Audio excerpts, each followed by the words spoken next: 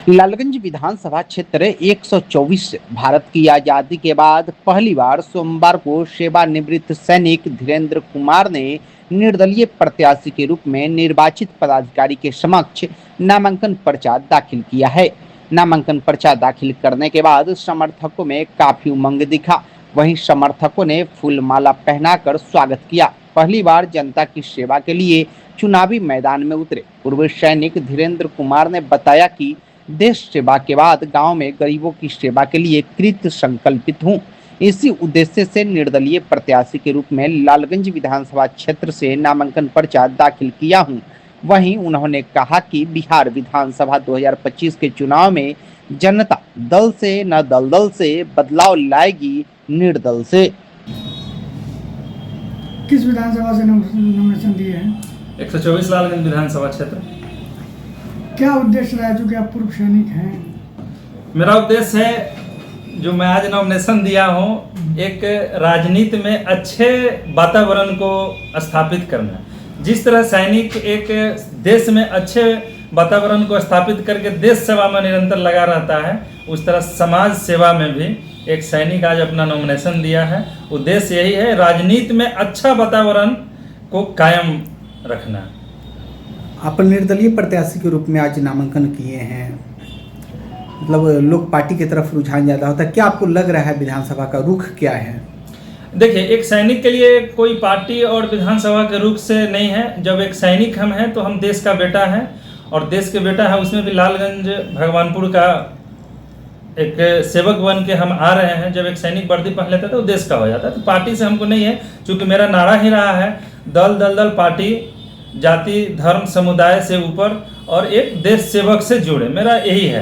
मेरा किसी भी जाति धर्म और पार्टी से कोई ये नहीं है कि मेरे लिए कोई चुनौतीपूर्ण। क्या पार्टी से नहीं मिला या आप ट्राई नहीं किया? नहीं, मैं ट्राई नहीं करूंगा ना। सैनिक एक किसी एक पार्टी का नहीं हो सकता है, वो देश का बेटा है।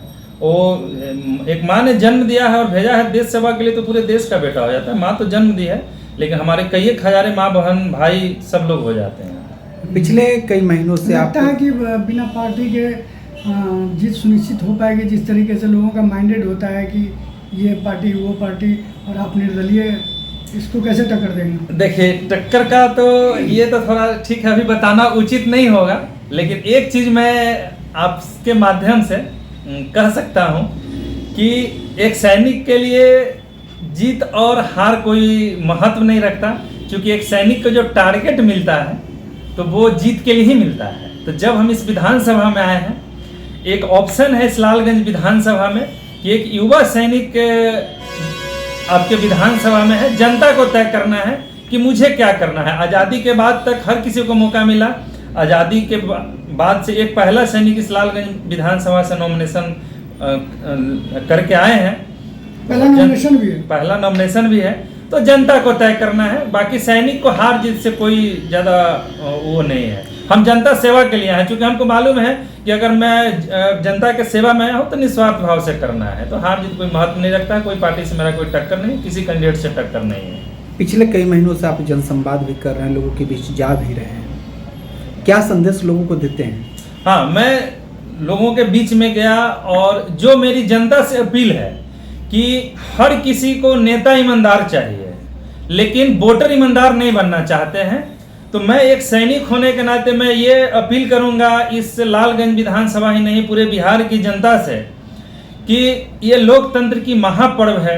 किसी भी प्रत्याशी से कोई लालच न करे और अपने बुद्धि विवेक से प्रत्याशी का चुनाव करे।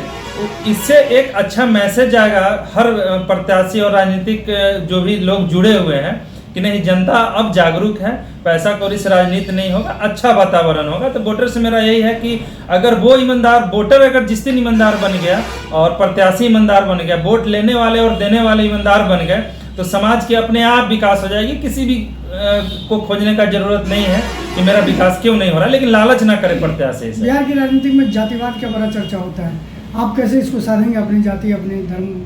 देखिए, एक सैनिक के लिए कोई जाति धर्म समुदाय तो हम पहले ही कहते आ रहे हैं कि कोई मायने नहीं रखता है। लेकिन जो लोग इस सोच से हैं कि जाति धर्म के प्रत्याशी को चुनना है, तो मैं एक उनसे आग्रह करना चाहूँगा कि इस चीज़ को निकाल दे। मैं एक ही चीज़ आपके माध्यम से पूछना चाहता हूँ कि जो आदमी कहता है अपने जाति के नाम पे, धर्म के नाम पे वोट देते हैं, तो क्या उस जाति धर्म में कोई गरीब तो नहीं होना चाहिए?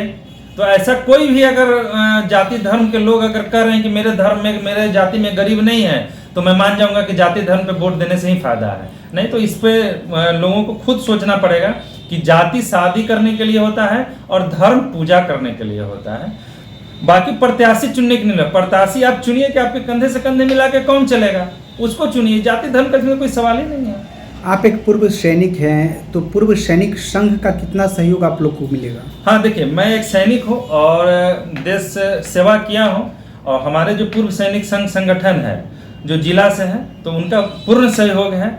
और जो हम लोगों का कई दौर का मीटिंग भी चला, जिला सैनिक संघ द्वारा ही हमारा नॉमिनेट भी किया गया कि हाँ एक युवा सैनिक है आप समाज, जिस तरह आप देश के सेवा किए हैं उसी ऊर्जा के साथ आप आइए विधानसभा में और सेवा कीजिए। तो उनका एक ये है कि आप एक युवा सैनिक हैं और मेरा समर्थन पूरा रहेगा, क्योंकि हमारे देश में 11.5-12 लाख के करीब सैनिक हैं और 45-46 लाख के करीब रिटायरमेंट है।